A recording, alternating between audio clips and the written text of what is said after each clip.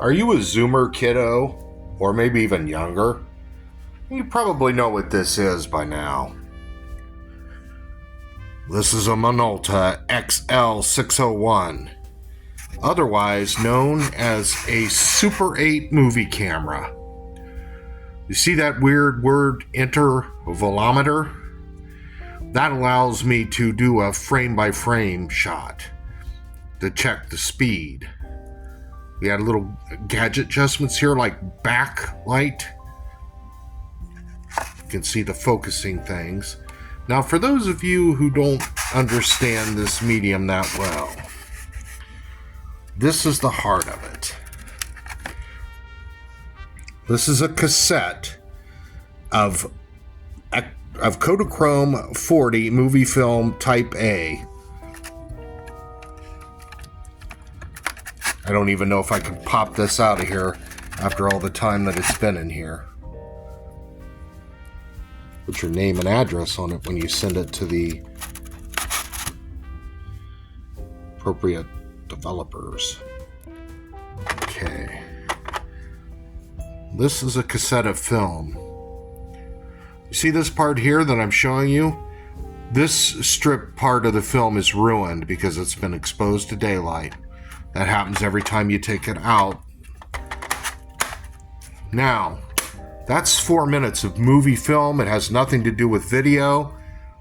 You may not even understand the principles of movie film. And that is basically that light exposes a medium that's sensitive to photoillumination, and it makes a picture once it's developed.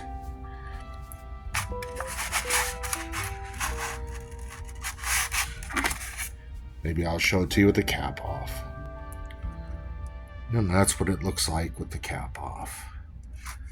Now, this is a beautiful instrument, and it's the only way we could make movies when I was growing up. Video was too far out of our price range. When I was a kid, my parents bought me my first VCR as a graduation gift, and it cost as much as a car. My first VHS VCR was $800. Obviously, I'm talking about a used car price. See a lot of you super cool and groovy kids editing your Super 8 movies that you make on your computer. You see this? This is how you did it in 1978.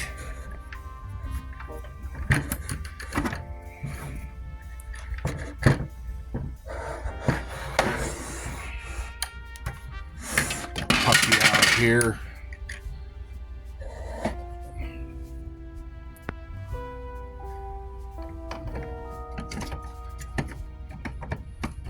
Kind of hard to do this from the back ass end of it.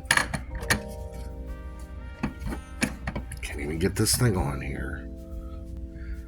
The trouble I had was because one of the spokes pops out of here to help keep it secure and keep it in place. What happens is you put the film in the viewer and you run it through this threading process. And then you put it through here, then you would turn this on. Don't even know if the bulb would still work. And as you crank it through, it shows you the film sliding through, and you can crank it like this. I didn't lock it back up. That gives you an idea of this stuff. Now, this is the medium. I'm not even going to try to take this out. You know what film looks like, I'm sure. But that is how this stuff actually worked as far as the editing process. Now, you could, once you decided what you want, you could cut the film or splice it together. You put the pieces of film together on your editing program on your computer. You want to put it here, and you can cut the film, and you can also put the film under a splice, which would put a piece of tape that was wrapped carefully around it, and that would hold it together. Obviously, you're not going to put a lot of teeny tiny scenes together like that, or they're going to come apart in the projector. I don't have a projector to show you that thing anymore. Sorry.